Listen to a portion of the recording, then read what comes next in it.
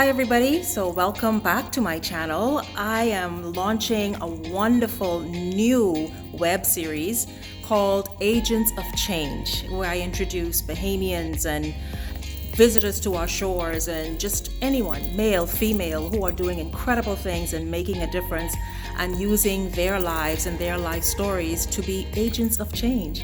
And I'm so happy to launch this web series with someone that I hugely admire and who is doing incredible things here in the Bahamas, Anastarcia Palacious. I know many of you are aware of her, you know her, you follow her, you watch her.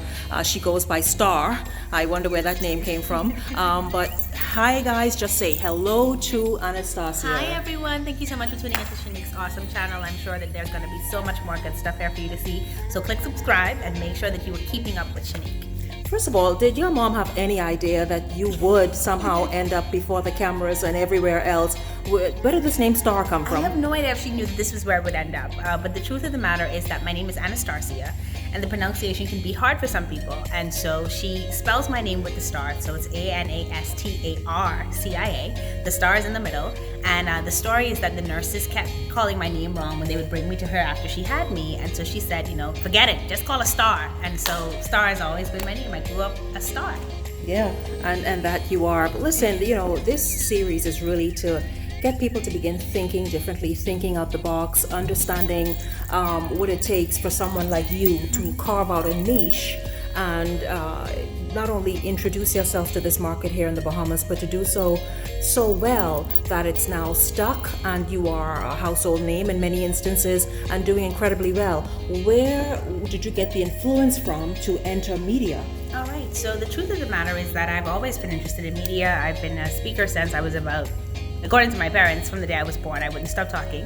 But I started out doing theater, and I did theater as a young child, and I always enjoyed it. When I got into my high school years, I had the opportunity to be on a teenage radio show that was hosted by my good friend Deborah Pratt, and always had a love for it. My introduction to media on a national scale, though, came as a result of opportunity. And so I want to encourage people to always do two things. To one, prepare yourself for any opportunity that may come, and to be ready, stay ready, as they say. Two, to build great relationships with people. And then if you do have an opportunity, to be excellent at it. And so I actually got the opportunity to be a guest on Bahamas at Sunrise, speaking about unions at the time. I'd been president of the Student Union of the Bahamas several years before that. And a friend of the producer had actually reached out to me because she was looking for someone to talk. So again, relationships. The friend suggested my husband actually and said, he's a great communicator, he should come on. My husband said, not interested at all. My wife loves to talk, why don't you let her go on? And I did, I went on. But before I went on, I prepared, I called a few people I knew in unions. I really thought about the issue and what I would speak to once I got there. So when I did appear on the screen, I knew what I was talking about. So that is what you mean by stay ready. Stay ready. And then if you get an opportunity, be the best at it. And so I was able to articulate my thoughts well, and thereafter I met the host. I believe in manners. Good morning, good afternoon. I didn't even realize she was the owner of the program, but she and I were just having a conversation, and she said, would you ever like to come on and guest host? And I said, sure, I'd love the opportunity. And so again, not being afraid, right? You can't be afraid if the opportunity does come. Didn't even think that it would ever come, but a couple months later I got a call, would you come on and do a show for us? And I was happy to do so. Went on and did it, and I didn't even expect to get paid. And this is something that Oprah Winfrey always says, right? She knew that she was born for TV and radio the first time she did it, and didn't get paid for it, and didn't even care about the money because she loved it so much. And so I went willingly because it was just something I knew I loved to do. And over time, it ended up becoming the thing that I do most often. I've been doing for the past 5 years. So it really is about preparing yourself, doing the thing that you know you're called to do and that you love to do, not being afraid, and then continuing to get better at it as time goes on. You have taken that what was a stint in media, turned it into something permanent that is weekly, and also, but you've expanded on that. Talk about branding, how important it is, and then how you have properly sort of presented this brand. So the thing is that a lot of things for me happened organically. So like as I told you guys, that was just an opportunity to come into this space and to talk and to share my knowledge, and it turned into a full-time stint. And simultaneously, we were in this age of the internet, in this era of sharing photos. There was opportunities through LinkedIn, through Facebook, through Instagram, and even my Instagram following grew very organically, Shenique. And it was just because I was truthful to my message.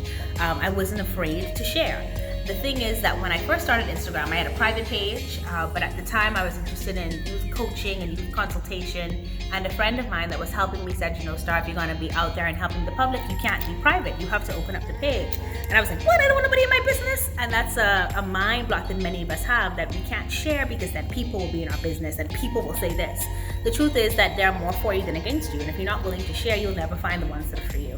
So the first thing about branding would be that you have to know who you are. You have to be willing to grow authentically. You have to be willing to admit when you've made mistakes, when you've grown from those mistakes, and you have to be willing to share. And then you want to educate yourself. So over the years, I would probably gotten to about 8,000 followers organically before I started to take steps to make sure that I was growing in a way that mattered. And so now I take actual courses. I learn from people. I'm willing to pay to invest money in making sure that I am building a better brand. I'm willing to be myself, and so my core values and the things that I share online and about myself are true to who I am. And all of that helps with building a brand and finding a tribe of people that are attracted to you because you are you and you're being you. So the number one thing is don't be afraid, and then continue to invest in yourself so that you're learning and growing, and that your business and your brand is growing with you. And what I find very interesting and quite wonderful to look at as well is the fact that a part of that brand, a part of the posting, a part of the Instagram experience that is Anastarcia Palacious is also an intentional effort to feature marriage in the best light. Yeah. I remember you said this to me some time ago, why you want to show as a young woman that, listen, marriage is still the end thing, Yeah, so I think one of the things that society has told us, especially as women in the generation in which we're living, right? Our parents would have been, and I can speak specifically to the African diaspora experience, really the first women to have had the opportunity to be educated, but some of them still got married very young, and so we have this notion, and many of us have been raised with it, don't get married right now, just have a career and do the things that you want to do without children and husband involved so that we can maximize our potential. And so for a long time I was very afraid of marriage because I thought that marriage was going to take something from me rather than add to me. And so for me, the fact that I've been able to find a life partner that is so phenomenal and that contributes to my life so significantly, and one that I can help and build as well, it's a reminder for me that good things do come in twos, and that two are better than one, and that you can still maximize your potential, you can still flourish while building a family, while being a wife. And so it's not necessarily an intention of mine to feature marriage, but it does come up often because I know how many women are like me that might be afraid to get married, that might be afraid to enter a relationship in fear of thinking that it's going to take something away when it really can't add if it is with the right person, and the right person is key to that. One word your life is guided by? Faith. Why faith? God has just been an instrumental part of my life since the very beginning. My sister would laugh at me because we went to Catholic school. I was not a Catholic, but I was in the Rosary Club since first grade. And it's because I've just always had this connection to the Supreme Being, someone that is greater than me.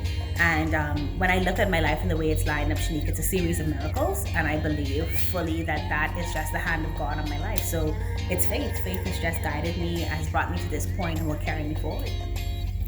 Well, thank you so much for being an agent of change and for sharing just a snippet of who you are with my audience. Thank you very much. Thanks for having me, Shenique, and don't forget to subscribe to this channel.